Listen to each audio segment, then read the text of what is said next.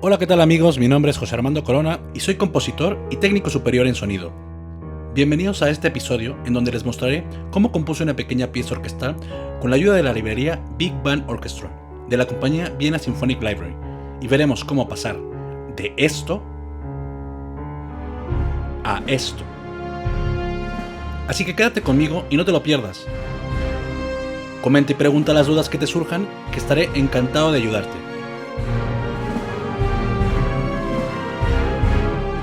Utilizo como secuenciador Cubase 10 junto con Bien Ensemble Pro 7 y como software de notación Dorico 3. Pues vamos a ello.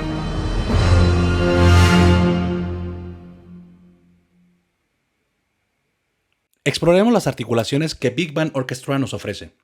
Comencemos por las notas cortas. Observen cómo al tocar con mayor presión, la instrumentación crece en consecuencia. Pasemos ahora a las notas largas. Con el fader de expresión y el Velocity Crossfade exclusivo de Vienna Symphonic Library, puedes conseguir un realismo y una expresividad inigualables.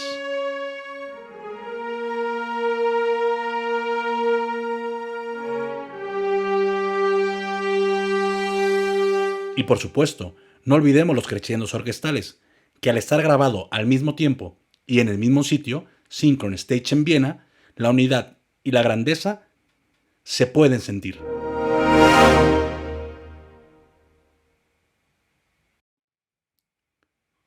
Una vez seleccionadas las articulaciones, me dispuse a componer una pequeña pieza en donde poder utilizarlas. Como compositor, para mí, es muy importante tener un esquema global de lo que va a ser la pieza antes de empezar. Me gusta dejar claro desde un principio aspectos como tempo, forma, articulaciones y dinámicas, entre muchas otras. La mayoría de las veces me gusta componer al piano, después hacer un borrador orquestal y finalmente hacer la orquestación completa. Sin embargo, en esta ocasión, gracias a Big Band Orchestra, la orquestación la hice directamente desde el borrador orquestal que hice en Dorico. Es de gran ayuda tener este tipo de librerías porque rápidamente te haces una idea de la sonoridad que quieres plasmar.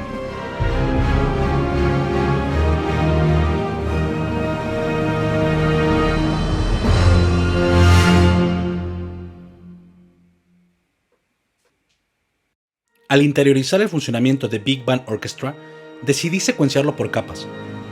Así que creé 5 instancias en Bien Ensemble Pro 7 y 5 Rack Instruments en Cubase 10. Basándome en el borrador orquestal, comencé con la orquestación virtual. Decidí dividirlos por registros para tener un mayor control sobre las distintas familias instrumentales. Comencemos por los agudos.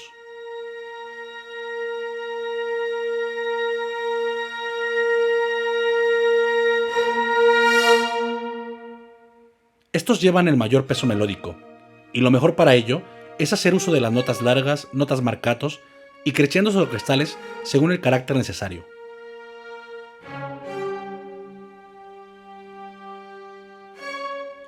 El registro medio se encargará de llevar el peso armónico.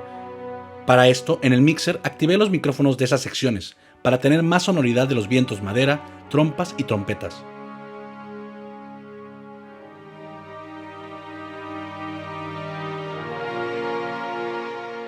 El registro grave se encargaría del acompañamiento. Es por eso que activé los micrófonos de los contrabajos, para obtener ese mordente tan característico de estos instrumentos. Utilicé los graves 2 como refuerzo al acompañamiento con la sección de metales, y para ello activé los micrófonos de las trompas. Ya solo nos queda hablar de la percusión.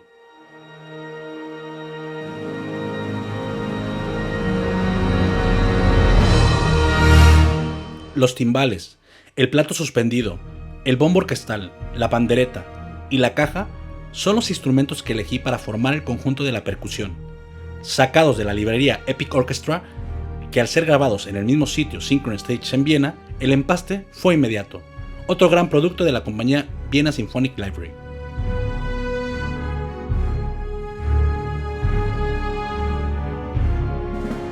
Finalmente hice la mezcla y ya tenía una maqueta orquestal de gran calidad, como se puede escuchar.